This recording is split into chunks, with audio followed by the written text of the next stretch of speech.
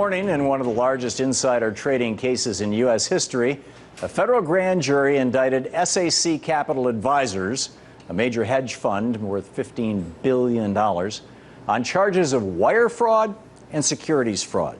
According to the indictment, from roughly 1999 all the way up to 2010, SAC Capital Advisors allegedly obtained and traded on inside information so that that company could make billions in illegal profits.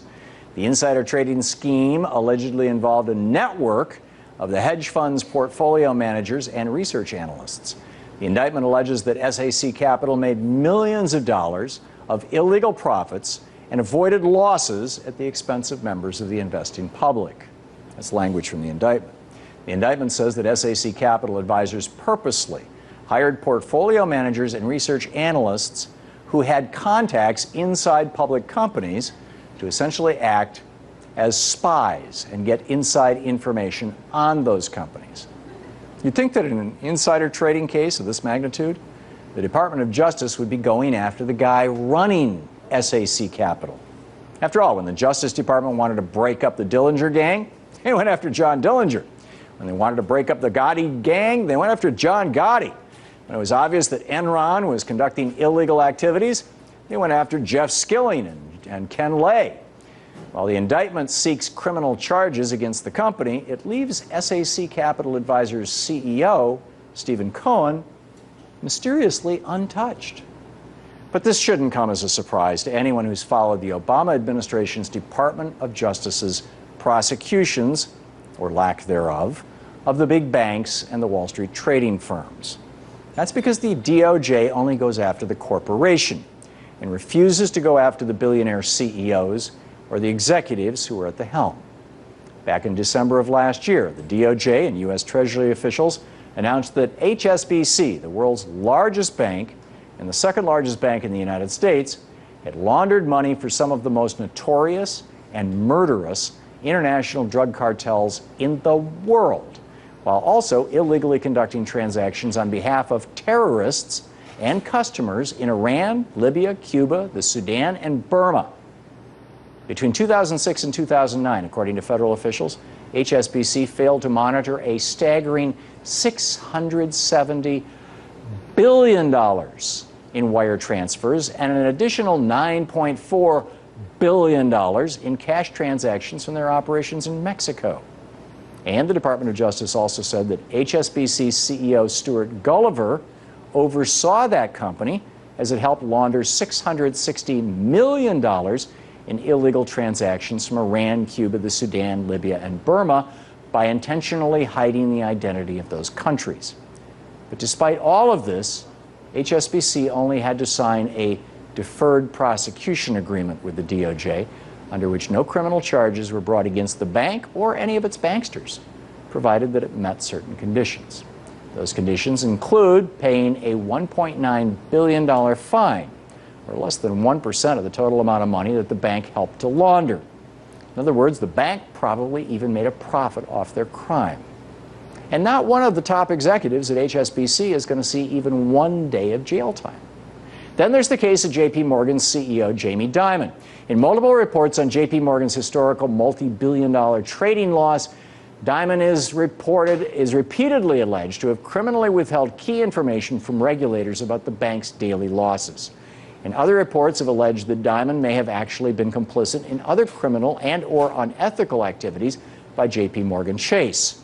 But again, while J.P. Morgan has been fined millions by the federal government, Jamie Dimon, the man at the helm of the alleged criminal activity, is still sitting pretty, raking in millions of dollars and bragging about how his bank actually benefits from downturns, his words, in the economy.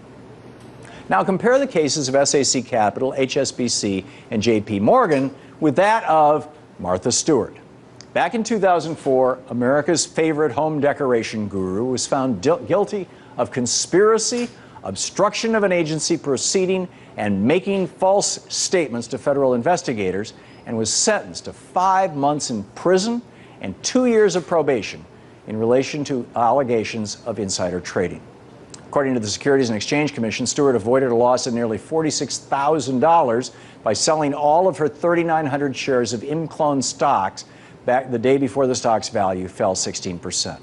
So why did the SEC, the DOJ, and the rest of the federal government relentlessly pursue the case of Stewart, who avoided a loss of just 46 grand, but refused to go after big bank CEOs who had overseen activities that had cost the American people billions and billions of dollars? The answer is pretty simple in my mind. Martha Stewart isn't a Wall Street billionaire who has strong lobbying and financial influences over lawmakers in Washington, D.C. Our system is so corrupt today that big bank CEOs and Wall Street executives can do just about anything and get away with it. Fortunately, some people have caught on to this corruption and are trying to change it. That's where Senator Elizabeth Warren comes in. Since Warren was sworn into the Senate, she's been taking names and kicking ass.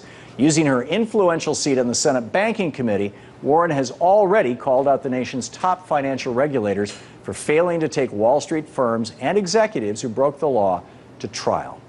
In May, Warren sent a letter to Federal Reserve Chairman Ben Bernanke, Attorney General Eric Holder, and SEC Chair Mary Jo White, asking them why big banks and their top executives are consistently allowed to avoid prosecution for violating federal laws. She's repeatedly gone after federal regulators in congressional hearings for not shutting down big banks that violate the law and throwing their CEOs and executives in jail. We face some very special issues with big financial institutions. If they can break the law and drag in billions in profits and then turn around and settle paying out of those profits, they don't have much incentive to follow the law. And here she is hammering regulators again.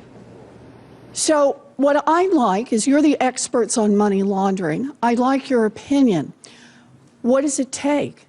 How many billions of dollars do you have to launder for drug lords, and how many economic sanctions do you have to violate before someone will consider shutting down a financial institution like this? Mr. Cohen? But Elizabeth Warren is only one senator, and she can only do so much.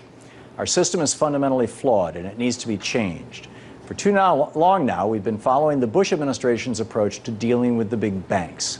When the banks began to freeze and the economy began to crash, the Bush administration had two choices. One was to take the route FDR took.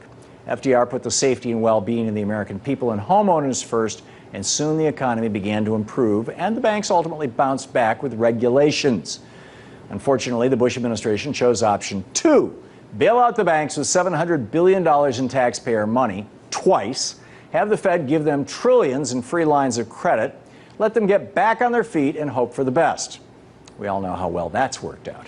We need to stop propping up the banks, throw crony banksters and Wall Street executives in jail, and put an end to both the administration's too big to fail and their too big to jail policies. Enough is enough.